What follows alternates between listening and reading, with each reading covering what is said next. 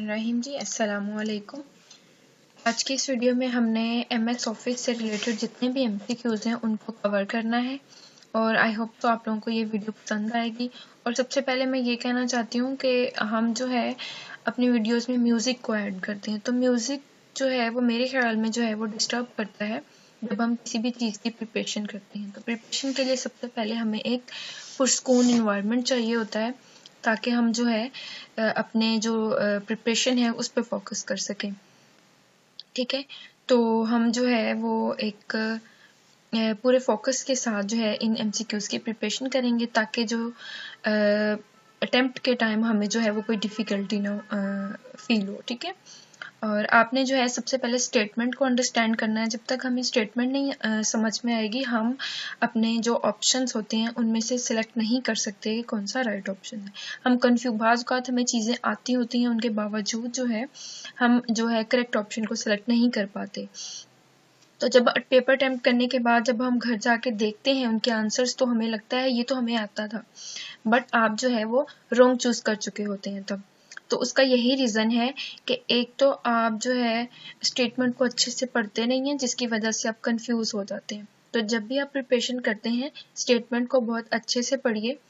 ठीक है, 1-2 बार उसको अच्छे से अंडरस्टैंड कीजिए, उसके बाद ऑप्शंस की तरफ जाइए। तो सबसे पहले देखते हैं जी क्वेश्चन। लेकिन इस क्वेश्चन से पहले मैं ये कहूँगी कि इस वीडियो के अंदर 50 क्वेश्चंस हैं। ठीक है, MS ऑफिस से रिलेटेड और कंप्यूटर के किसी भी पेपर में जो आपके काम आएंगे। आपको पता है कंप्यूटर साइंस से रिलेटेड कोई भी पेपर हो तो उसमें जो है वो ये MCQs लाजमी आते हैं MS ऑफिस से, पावर पॉइंट से, ठीक है, वर्ड से। तो आपने इस सेक्शन की ज़रूर प्रिपरेशन करनी है। क्वेश्चन नंबर 1 देखते हैं। The term computer is derived from. आपको पता है जो कंप्यूटर की टर्म है यानी जो कंप्यूटर का एक लफ्ज़ है वो कौन सी ज़ुबान से जो है वो निकला है, तो वो लैटिन ज़ुबान से निकला है, ये आपने याद रखना है। नेक्स्ट क्वेश्चन है हमारा, who is the father of computer. अब आपको ये पता चल गया है कि जो कंप्यूटर का लफ्ज़ था वो लैटिन ज़ुबान से निकला है, लेकिन अब आपको ये भी पता होना चाहिए कि जो कंप्यूटर है उसके फादर कौन थे, कंप्यूटर को इन्वेंट किसने किया था सबसे पहले। तो वो चार्ल्स बाबेज थे। ठीक है, चार्ल्स बाबेज थे जिन्होंने फर्स्ट टाइम जो है कंप्यूटर के बारे में जो कुछ भी किया था, और इसीलिए इन या फिर कह लें कि इन्होंने सबसे ज़्यादा काम कंप्यूटर पे किया है कंप्यूटर की फील्ड में, उनकी जनरेशन्स में, इसलिए जो चार्ल्स बाबेज है उनको कंप्यूटर का फादर कहा जाता है। नेक्स्ट क्वेश्चन है, the basic operation performed by a computer are. Computer के अंदर जो बेसिक ऑपरेशन हम परफॉर्म करते हैं वो कौन कौन से होते हैं। आपको पता है अर्थमेटिक ऑपरेशंस भी होते हैं जिसको हम कहते हैं प्लस का साइन हो गया, माइनस का साइन हो गया, मल्टीप्लाई का साइन हो गया। उसके अलावा आपको पता है लॉजिकल ऑपरेशंस भी होते हैं। लॉजिकल ऑपरेशंस मानी यानी greater than, less than, equal to. ठीक है, और storage and relatives mean storage devices होती हैं बहुत सारी कंप्यूटर्स के अंदर। ठीक है, तो इसलिए हमने ये ऑल ऑफ द अबव जो ऑप्शन है उसको हम सेलेक्ट करेंगे क्योंकि कंप्यूटर के अंदर बहुत सारे ऑपरेशंस जो हैं वो परफॉर्म किए जाते हैं। नेक्स्ट क्वेश्चन है, who is the father of internet. पहले हमने पढ़ा कि फादर ऑफ कंप्यूटर कौन है, जो कि था चार्ल्स बाबेज। लेकिन आपको पता है आप डेली लाइफ में इंटरनेट का कितना इस्तेमाल करते हैं, ठीक है, अपने मोबाइल फ़ोन में। ठीक है, तो आपको ये भी पता होना चाहिए कि जो इंटरनेट आप यूज़ करते हैं अपने मोबाइल डिवाइसेस या किसी भी डिवाइस के साथ कनेक्ट करते हैं उसके फादर कौन है। उसके फादर हैं जी विंड सर्फ। ठीक है, ये आपने याद रखना है। जो चीज़ें हम कॉमनली लाइफ में यूज़ करते हैं उनके बारे में तो हमें पता होना चाहिए। ठीक है, नेक्स्ट क्वेश्चन है जी, if a computer has more than one processor then it is known as. अगर एक कंप्यूटर है उसके पास एक या एक से ज़्यादा प्रोसेसर्स होते हैं तो हम उनको क्या कहते हैं, तो हम उसको कहते हैं मल्टी प्रोसेसर। ये बहुत इंपॉर्टेंट है। ठीक है जी, आपको पता है कंप्यूटर के अंदर प्रोसेसर्स होते हैं। ठीक है, और अगर एक कंप्यूटर के अंदर एक से ज़्यादा प्रोसेसर हों तो हम उसको मल्टी प्रोसेसर कहते हैं। उसके बाद क्वेश्चन है, a light sensitive device that converts drawing, printed text और other images into digital form. देखें, एक सेंसिटिव डिवाइस होती है जो क्या करती है, हमारी ड्राइंग्स को, हमारे जो प्रिंटेड टेक्स्ट होता है उसको डिजिटल इमेजेस में कन्वर्ट कर देती है, उसको हम कहते हैं स्कैनर। जैसे कि बहुत से लोगों को पता है कि व्हाट्सएप जो है वो स्कैन होता है। आपने अपना व्हाट्सएप मोबाइल से लैपटॉप में चलाना है तो आप क्या करते हैं, व्हाट्सएप वेब खोलते हैं और अपना जो लिंक डिवाइस ओपन करके अपना व्हाट्सएप जो अपने लैपटॉप में स्कैन कर लेते हैं, ठीक है। तो स्कैनर क्या करता है, ये आपकी जो चीज़ें हैं उनको स्कैन करके आपके टेक्स्ट में कन्वर्ट कर देता है, इमेजेस में कन्वर्ट कर देता है। जैसे कि आपने किसी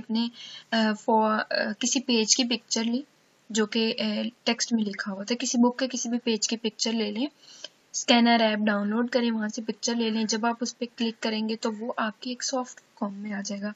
यानी आजकल एक इतना एडवांस काम हो गया है कि आपको लिखने की ज़रूरत नहीं पड़ती, स्कैनर जो है उसको टेक्स्ट में कन्वर्ट कर देता है। अगर आपके पास कोई टेक्स्ट है उसको वो इमेजेस में कन्वर्ट कर देता है। तो बेसिकली स्कैनर क्या करते हैं, एक सेंसिटिव डिवाइस होती है जो कि हमारी इमेजेस को डिजिटल फॉर्म में या फिर हमारे टेक्स्ट को इमेजेस में या फिर हमारी इमेजेस को टेक्स्ट में कन्वर्ट करता है। www स्टैंड्स फॉर, आपको पता है आप जब भी नेट का यूज़ करते हैं, आप गूगल खोलते हैं, आप वेब ब्राउज़र्स खोलते हैं, तो आप किसका इस्तेमाल करते हैं, आप www का इस्तेमाल करते हैं। जितने भी वेब ब्राउज़र्स हम यूज़ करते हैं, फॉर एग्जांपल आपको कोई लिंक सेंड करता है, वो लिंक क्या होता है, वो www यानी किसी भी ब्राउज़र में जाके आप उस लिंक को पेस्ट करेंगे तो वो कुछ ना कुछ ओपन हो जाता है, लाइक कोई वीडियो, कोई पिक्चर, ठीक है। तो वो क्या है, www हम कहते हैं वर्ल्ड वाइड वेब। यहाँ पे होल वेब नहीं आना, यहाँ पे वर्ल्ड वाइड वेब आना है, ठीक है। उसके बाद क्वेश्चन है, a collection of system programmes that controls and coordinates the overall operations of a computer system is called operating system. आपको पता है कि कंप्यूटर सिस्टम के अंदर क्या होता है, एक ऑपरेटिंग सिस्टम होता है। उस ऑपरेटिंग सिस्टम का काम होता है कि जितने भी प्रोग्राम्स होते हैं उनको वो कलेक्ट करता है, उनको वो कंट्रोल करता है। जैसे कि एक ह्यूमन बॉडी के अंदर माइंड होता है, आप कोई भी काम करते हैं तो अपने माइंड से उसको सोचते हैं, उसको समझते हैं। इसी तरह कंप्यूटर के अंदर एक ऑपरेटिंग सिस्टम होता है जो कि उस पूरे कंप्यूटर को और उसके ऑपरेशंस को, उसके प्रोग्राम्स को कंट्रोल करता है, तो हम उसको कहते हैं ऑपरेटिंग सिस्टम। नेक्स्ट क्वेश्चन देखिए, What type of operating system MS-DOS is? MS-DOS के अंदर आप किस टाइप का जो ऑपरेटिंग सिस्टम है होता है, कमांड लाइन इंटरफेस, ठीक है, MS-DOS के अंदर, ठीक है, ये आपने याद रखना है। MS-DOS के अंदर हमेशा कमांड लाइन इंटरफेस जो है एज एन ऑपरेटिंग सिस्टम इस्तेमाल किया जाता है। नेक्स्ट क्वेश्चन है, What technology is used in compact disk? जितनी भी कॉम्पैक्ट डिस्क होती हैं उसके अंदर कौन सी टेक्नोलॉजी यूज़ होती है, लेज़र टेक्नोलॉजी। और ये जदीद टेक्नोलॉजी है, आजकल लेज़र का बहुत ज़्यादा इस्तेमाल है, और ये टेक्नोलॉजी है, यानी कि आपको ना कन्फ्यूजन हो जाती है क्वेश्चन में, तो आपने याद रखना है कि जितनी भी कॉम्पैक्ट डिस्क यूज़ हो रही है उनके लिए कौन सी टेक्नोलॉजी यूज़ हो रही है, तो वो लेज़र की टेक्नोलॉजी यूज़ हो रही है। नेक्स्ट क्वेश्चन है, गीगाबाइट इज इक्वल टू, ठीक है, आप क्या करते हैं, जीबी, आजकल गीगाबाइट नहीं कहते उसको, जीबी कहते हैं, शॉर्ट फॉर्म यूज़ होती है मोस्टली। तो आपने क्या करना है, जीबी का जो स्टैंड होता है वो होता है गीगाबाइट, ठीक है, तो वो किसके इक्वल होता है, 1024 मेगाबाइट्स के इक्वल होता है, mg के इक्वल, ठीक है। जीबी जो होता है यानी गीगाबाइट्स वो 1024 mg के इक्वल होता है। नेक्स्ट क्वेश्चन है, brain of any computer system is CPU. आपको पता है जिस तरह ह्यूमन बॉडी का एक ब्रेन होता है, इसी तरह कंप्यूटर सिस्टम का भी एक ब्रेन होता है जिसको हम सीपीयू कहते हैं। और अगर सीपीयू की आपको स्टैंड नहीं आता तो इसका मतलब होता है सेंट्रल प्रोसेसिंग यूनिट। हमारे बॉडी का जो सेंट्रल प्रोसेसिंग यूनिट होता है वो हमारा माइंड होता है, इसी तरह कंप्यूटर का भी एक माइंड होता है जिसको हम सेंट्रल प्रोसेसिंग यूनिट कहते हैं, ठीक है। इसी तरह अगर आपको किसी MCQs की समझ नहीं आई तो आप कमेंट्स में भी पूछ सकते हैं, ठीक है। तो वीडियोस को लाइक कीजिए, शेयर कीजिए अपने दोस्तों के साथ जो प्रिपरेशन कर रहे हैं, और सब्सक्राइब कीजिए मेरे चैनल को। Which of the following are components of central processing unit, जैसे कि हमने पीछे पढ़ा, ये CPU जो है वो कंप्यूटर का ब्रेन होता है। अब वो कह रहा है कि इस CPU के कौन कौन से कंपोनेंट्स होते हैं, ठीक है। What are following components are central processing unit, कौन कौन से होते हैं? तो वो होते हैं arithmetic unit, logic units, control unit. ठीक है, जैसे कि हमने पीछे पढ़ा अर्थमेटिक कौन से होते हैं, प्लस माइनस के साइन जो होते हैं, लॉजिक यूनिट होते हैं greater than, less than, equal to. ठीक है, इसी तरह कंट्रोल यूनिट के भी होते हैं, जैसे कि हमने वो गेट्स पढ़े हैं। ठीक है, एंड और नॉट, ये सारे गेट्स। ठीक है, उसके बाद हमने क्वेश्चन नेक्स्ट देखना है, analogue computer works on the supply of. जो एनालॉग कंप्यूटर होते हैं वो किस बेस पे काम करते हैं? तो वो कॉन्टिन्यूस इलेक्ट्रिकल पल्सेस के अकॉर्डिंगली काम करते हैं। हमेशा आपने याद रखना है एनालॉग कंप्यूटर्स की भी टाइप्स हैं, लाइक एनालॉग हो गया, हाइब्रिड हो गया, डिजिटल कंप्यूटर्स हो गए। तो जो एनालॉग कंप्यूटर्स होते हैं वो इलेक्ट्रिकल पल्सेस के बेस पे काम करते हैं। ठीक है, नेक्स्ट क्वेश्चन है which one is digital device select from the choices below. उसने कहा जिस तरह हमने पीछे पढ़ा कि एनालॉग कंप्यूटर किस तरीके से काम करते हैं इलेक्ट्रिकल पल्सेस की बुनियाद पे, इसी तरह वो कह रहे हैं कि जितनी डिजिटल डिवाइसेस होती हैं वो उनकी क्या चॉइस होती है, तो उनकी जो होती है वो डिजिटल क्लॉक होती है। ठीक है, उसकी बेस पे वो जो है वो सिलेक्ट करती हैं और इसकी बेस पे डिजिटल कंप्यूटर्स जो हैं वो काम करते हैं। नेक्स्ट क्वेश्चन है the computer that process both analogue and digital is called hybrid computer. जैसा मैंने आपको बताया था एनालॉग कंप्यूटर भी होते हैं, डिजिटल भी होते हैं और हाइब्रिड भी होते हैं। अब जो हाइब्रिड कंप्यूटर होते हैं ना वो इस एनालॉग और डिजिटल दोनों के कॉम्बिनेशन को हम हाइब्रिड कहते हैं। तो यहाँ पर भी उसने पूछा है कि एक ऐसा प्रोसेस जिसमें बहुत ही दोनों एनालॉग और कंप्यूटर डिजिटल कंप्यूटर को वर्क करते हैं उसको हम क्या कहते हैं? तो उसको हम हाइब्रिड कंप्यूटर कहते हैं। सीडी रोम स्टैंड्स फॉर, अब जैसा कि आपको पता है कि पहले दौर में सीडी रोम्स का यूज होता था, यानी आप डिस्क डाल के फिर चीजें चलाते थे। अब वो डिस्क का जमाना चला गया है, लेकिन एज एन एमसीक्यूज हम बात कर रहे हैं तो सीडी रोम का स्टैंड होता है compact disc read only memory, यानी जिसके अंदर आप जस्ट जो है वो रीड कर सकते थे। ठीक है, डाटा को उसमें चेंजिंग्स नहीं कर सकते थे। ठीक है, उसके बाद है ALU का स्टैंड होता है अर्थमेटिक लॉजिक यूनिट, जो कि आपको पता है कौन कौन से होते हैं, प्लस माइनस हो गया, greater than, less then. VGA is video graphic अरे। ठीक है, क्या है VGA का स्टैंड? वीडियो ग्राफिक्स अरे, वीडियो ग्राफिक्स अरे। MSI stands for medium scale integrated circuits. MSI का क्या स्टैंड है? Medium scale integrated circuits. WAN stands for wide area network. WAN का मतलब होता है एक जगह से दूसरी जगह पे आपका जो डाटा है उसको ट्रांसफर करना। ठीक है, ये भी काफी ज्यादा होते हैं, लाइक LAN होता है, LAN LAN local area network, WAN wide area network, और एक और होता है मैन मेट्रोपॉलिटन एरिया नेटवर्क। लेकिन हम यहाँ बात कर रहे हैं WAN की, तो WAN का मतलब होता है वाइड एरिया नेटवर्क। ठीक है, नेक्स्ट क्वेश्चन है what is the main difference between a main frame and a super computer. ये भी ऑप्शंस थे, तो जो मेन फ्रेम कंप्यूटर होता है उसमें और जो सुपर कंप्यूटर होता है उसमें मेन डिफरेंस क्या है? डिफरेंस तो होते हैं, लेकिन एक हाई क्वालिटी का जो डिफरेंस है, जो मेन डिफरेंस है, कि अगर उस एक लफ्ज को बोल दिया जाए तो हमें पता चल जाता है कि ये मेन है और ये सुपर है। तो सुपर कंप्यूटर जो होते हैं वो फोकस करते हैं कुछ प्रोग्राम्स को वो एक टाइम में जो है वो एग्जीक्यूट कर सकते हैं। ठीक है, जबकि जो मेन फ्रेम कंप्यूटर्स होते हैं वो क्या करते हैं, बहुत ज्यादा प्रोग्राम्स जो हैं वो एक टाइम में एग्जीक्यूट करते हैं, यानी चला सकते हैं। तो ये मेन डिफरेंस है कि सुपर कंप्यूटर्स के अंदर सिर्फ फ्यू प्रोग्राम्स को आप जो है फास्टली जो है वो एग्जीक्यूट कर सकते हैं, लेकिन जो मेन फ्रेम कंप्यूटर्स होते हैं उसमें आप एक टाइम में बहुत ज्यादा प्रोग्राम्स को एग्जीक्यूट कर सकते हैं। ये उनका मेन डिफरेंस था। Dash is called the father of modern digital computer. अब पहले हमने पढ़ा था कि कंप्यूटर का फादर कौन है, लेकिन अब वो कह रहा है कि मॉडर्न डिजिटल कंप्यूटर का कौन फादर है, तो उसका भी चार्ल्स बबेज होगा, क्योंकि आजकल जो है मॉडर्न डिजिटल कंप्यूटर्स ही चल रहे हैं। तो उनके फादर कौन है? Charles Babbage. Who is the father of computer science. पहले हमने बात की थी जस्ट कंप्यूटर की, फिर हमने बात की डिजिटल कंप्यूटर की, अब वो बात कर रहा है कंप्यूटर साइंस की, कि कंप्यूटर साइंस के फादर कौन है। तो साइंस से रिलेटेड जो है वो एलन टरिंग जो है कंप्यूटर साइंस के फादर हैं, ये आपने याद रखना है। उसके बाद है सीपीयू कंटेन, सीपीयू के अंदर कौन कौन सी चीजें होती हैं, ये कोई तकरीबन चौथा 5वां एमसीक्यू है जिसमें यही आ रहा है बार बार, a control unit and an arithmetic logic unit. देखें घुमा फिरा के चीजों को पूछा हुआ है इन्हीं 4-5 एमसीक्यूज में, जबकि आंसर वही था।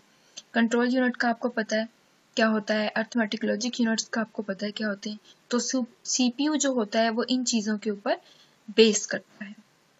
नेक्स्ट क्वेश्चन है, विच of the following controls the process of interaction between the user and the operating system. अब कौन सा ऐसा कंट्रोल करने वाला प्रोसेस है जो कि हमारे यूजर्स और हमारा जो ऑपरेटिंग सिस्टम होता है उनके इंटरेक्शन को कंट्रोल करता है, हमने उस प्रोसेस का नाम बताना है। तो यूजर इंटरफेस एक ऐसा प्रोसेस है जो कि हमारे जितने भी यूजर्स होते हैं उनके और जो हमारे कंप्यूटर का ऑपरेटिंग सिस्टम होते हैं उनके दरमियान कंट्रोल करता है, वो होता है यूजर इंटरफेस। देखें कंप्यूटर क्या है, कंप्यूटर एक इंटरफेस है और यूजर क्या है, उस इंटरफेस को इस्तेमाल कर रहा है। तो ऑब्वियसली जो यूजर उस इंटरफेस को इस्तेमाल कर रहा है वही एक ऐसा कंट्रोल पॉइंट होगा।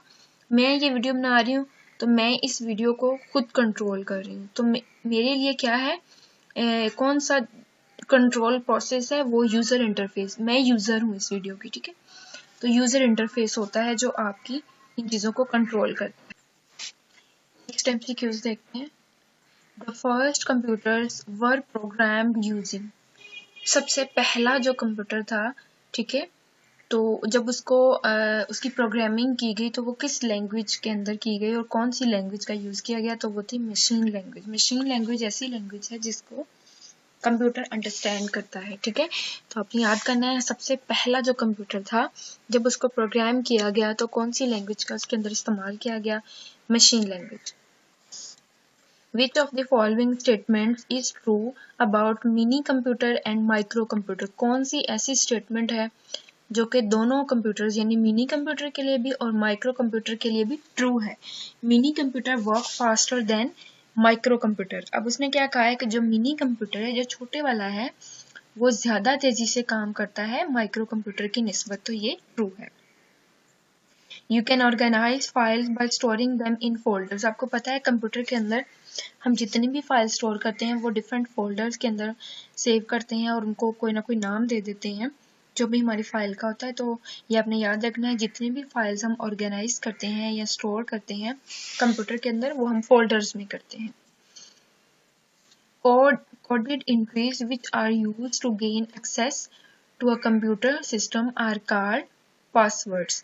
अच्छा, कोडेड एंट्रीज का मतलब है जैसे कि आप अपने मोबाइल में पासवर्ड्स लगा लेते हैं, तो इसी तरह उसके बारे में बात कर रहा है कि जितनी भी कोडेड एंट्रीज होती हैं जो कि हम कंप्यूटर सिस्टम के लिए यूज करते हैं तो वो हमारे पासवर्ड्स होते हैं।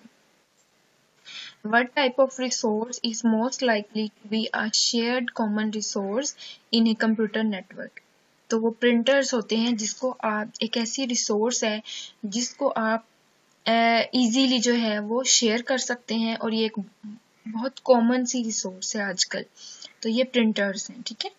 क्योंकि फ्लॉपी डिस्क जो ड्राइव्स हैं उनका भी इतना जो है वो आजकल नहीं रहा दौर, ठीक है। कीबोर्ड एक कॉमन यूज है, स्पीकर्स आपको पता है इस तरह की चीजें शेयरिंग वाले डिवाइसेस में यूज नहीं होती और ना ये कोई ऐसी रिसोर्स है, तो प्रिंटर्स वाहिद रिसोर्स है। अच्छा, यहाँ पे मैं एक बात और कहना चाहूँगी कि बाज़ औक़ात हमें स्टेटमेंट को बार बार पढ़ने के बावजूद हमें समझ नहीं आ रही होती हमने कौन सा ऑप्शन सेलेक्ट करना है। तो उसकी सबसे अच्छी टिप ये है कि उस स्टेटमेंट से रिलेटेड कोई मैच हो रहा है, लाइक देखें वो अब किसकी बात कर रहे हैं, रिसोर्स की बात कर रहे हैं।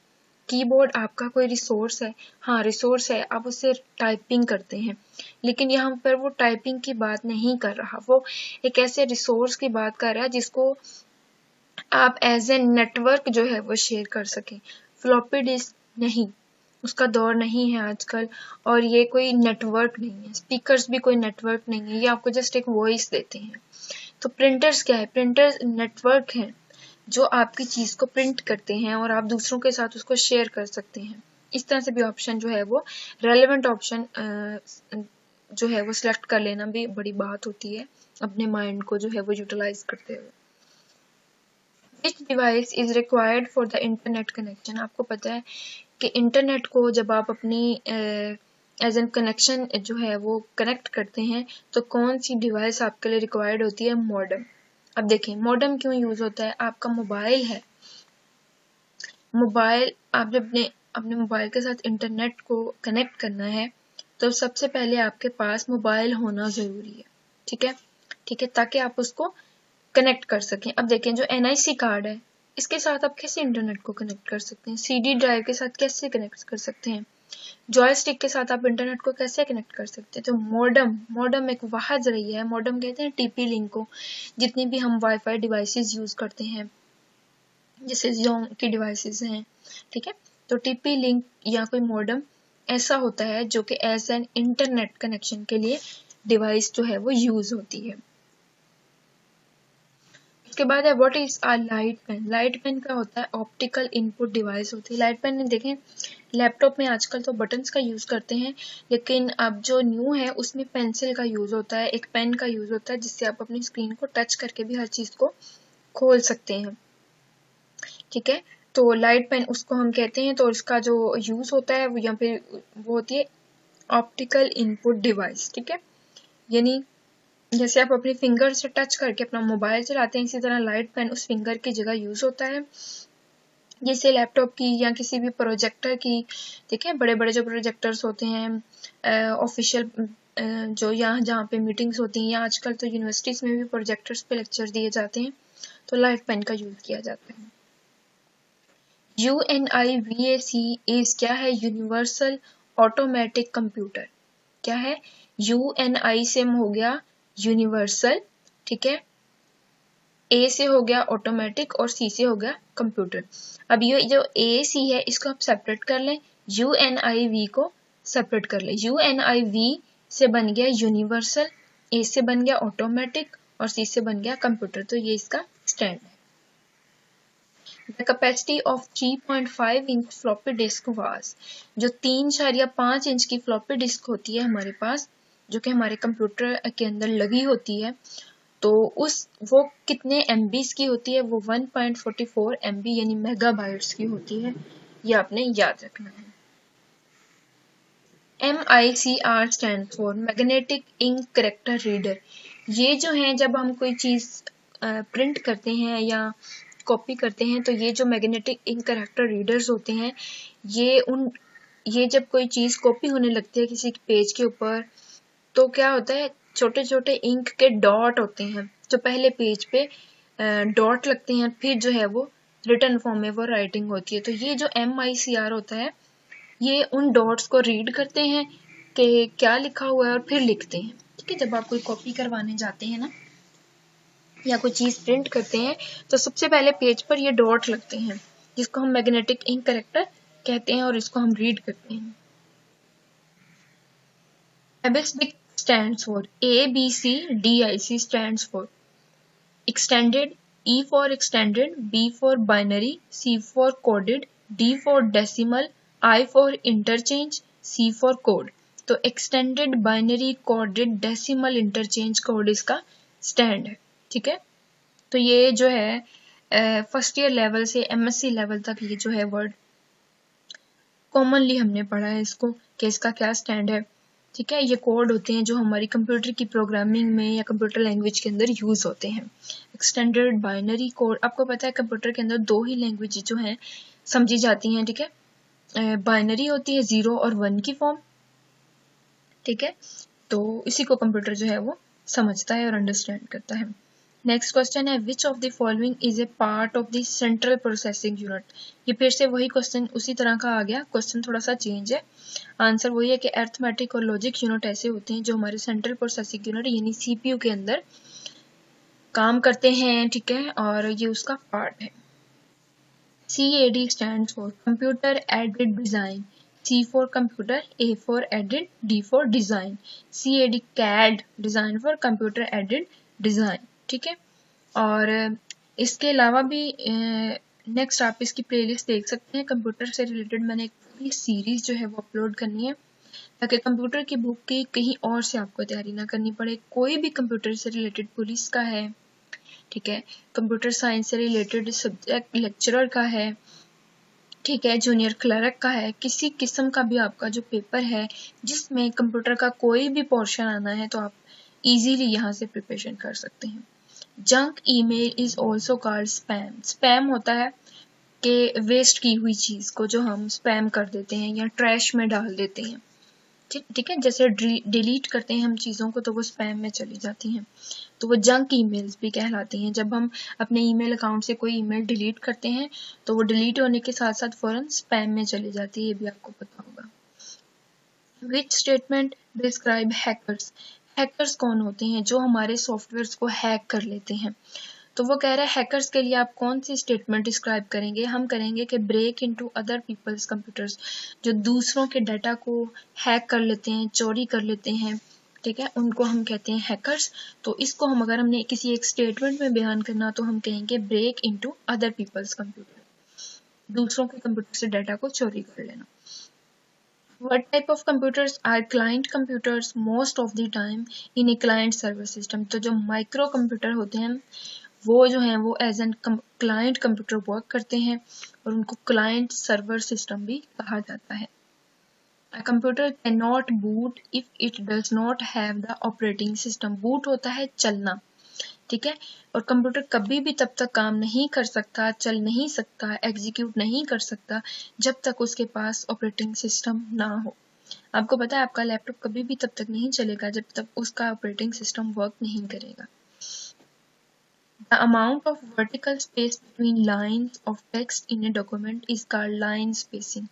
Line spacing जब आप vertically जितने भी लफ्ज लिखे हुए हैं उनके अंदर जब आप स्पेस देते हैं, ठीक है, तो वो क्या कहती है हमारी line spacing. Example of non numeric data is. Non numeric data किसको कहते हैं? जो इसकी एग्जाम्पल उन्होंने पूछी है नॉन न्यूमेरिक डाटा की, तो वो होता है एम्प्लॉय एड्रेस, कि एक ऑफिस के अंदर जितने भी एम्प्लॉय काम कर रहे हैं उसका एड्रेस जो है, किसी भी एक एम्प्लॉय का जो एड्रेस है वो as a non numeric data के एग्जाम्पल यूज होगा। What is embedded system? Embedded system हम किसको कहते हैं? इसकी उसने डेफिनेशन पूछी है और डेफिनेशन में उसने 3-4 ऑप्शन दे दिए हैं। जो करेक्ट आपको आती होगी वो आपने सिलेक्ट करनी है। The computer which is the part of a larger system और मशीन। एक ऐसा कंप्यूटर जो कि पार्ट होगा आपके किसी सिस्टम का, आपकी मशीन का, उसको हम कहते हैं embedded system. First page of website is termed age home page. Home page क्या होता है कि जब आप किसी भी गूगल खोलते हैं या कोई वेब ब्राउज़र खोलते हैं तो आप क्या करते हैं, उस जो चीज़ आपने देखनी होती है देख ली, फिर आपने कोई और चीज़ सर्च की, फिर वो भी देख ली, फिर आपने कोई और चीज़ सर्च की, फिर वो भी देख ली, तो आपने देखा होगा कि उस पे आपके पेजेस बनते जाते हैं, ठीक है, कि आप जैसे कि हिस्ट्री में होता है कि पहले आपने ये खोला था, ये खोला था, ये खोला, तो जब आप बैक जाते हैं तो आप देखते हैं कि वो सारे पेजेस होते हैं और डायरेक्टली उन पेजेस को आप खोल सकते हैं, तो वो एज एन होम पेज होता है, ठीक है, यानी कि एक जो एज एन हिस्ट्री जो है आपकी पीछे पीछे पीछे जो है पड़ी रहती है, तो आप होम पेज से उनको दोबारा से जाके सर्च करने की बजाय उसी को जब क्लिक करेंगे तो वो आपकी चीज़ खुल जाती है, वो होम पेज कहलाता है। या कोई चीज़ आप डेली यूज़ करते हैं तो आप उसको मोबाइल की स्क्रीन पे as an home page set कर लेते हैं कि आपको सर्च नहीं करनी पड़े, बल्कि उसी को क्लिक करेंगे तो आपका खुल जाएगा। When a file is saved for the first time, जब भी हम कोई फाइल सेव करते हैं अपने किसी भी डिवाइस के, तो सबसे पहले हम उस फाइल को नाम देते हैं। लाइक आपने कोई भी अपने मोबाइल में सेव की है फाइल, कोई लैपटॉप में सेव की है किसी फोल्डर को के अंदर, तो आप उस फोल्डर को या उस फाइल को नाम देते हैं।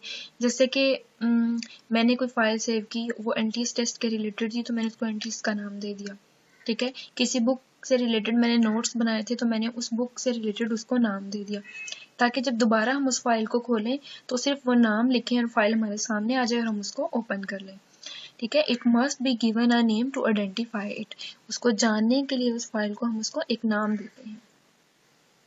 Dash represents raw facts whereas dash is data made meaningful. Data represents raw facts whereas information is data made meaningful. सबसे पहले हम जो है वो डाटा देते हैं, उस डाटा को हम क्या कहते हैं, रॉ फैक्ट्स एंड फिगर्स। फिर वो जो डाटा होता है वो प्रोसेस कर लेता है कंप्यूटर। तो जब कंप्यूटर या लैपटॉप जो सेंट्रल प्रोसेसिंग यूनिट होता है, जब उसको प्रोसेस कर लेता है, फिर वो इंफॉर्मेशन की फॉर्म में हमें आउटपुट दिखता है। वो जो इंफॉर्मेशन होती है वो हमारे लिए मीनिंगफुल होती है। अब इस स्टेटमेंट को अंडरस्टैंड करना, सबसे पहले डाटा रिप्रेजेंट करता है रॉ फैक्ट्स या फिगर्स की फॉर्म में। फिर जब वो डाटा जो होता है वो प्रोसेस कर लेता है हमारा सीपीयू, सेंट्रल प्रोसेसिंग यूनिट या ऑपरेटिंग सिस्टम्स, वो इंफॉर्मेशन की फॉर्म में हमें मिलता है एज एन आउटपुट, क्योंकि डाटा हम इनपुट में देते हैं और इंफॉर्मेशन हमें आउटपुट की फॉर्म में मिलती है, और वो इंफॉर्मेशन हमारे लिए मीनिंगफुल होती है। तो इसीलिए हमने यहाँ पे सेलेक्ट करना है डाटा और इंफॉर्मेशन। तो ये था आज का लेक्चर और आज की वीडियो। आई होप तो आपको पसंद आई होगी। पुरस्कून माहौल वाली ये वीडियो, जिसमें कोई म्यूजिक नहीं है, जिसमें कोई डिस्टर्बेंस नहीं है, आप इजीली अपने MCQs को प्रिपेयर कर सकते हैं। ठीक है, थैंक यू, और प्लीज़ सब्सक्राइब करते जाइए मेरे चैनल को। अल्लाह हाफिज़।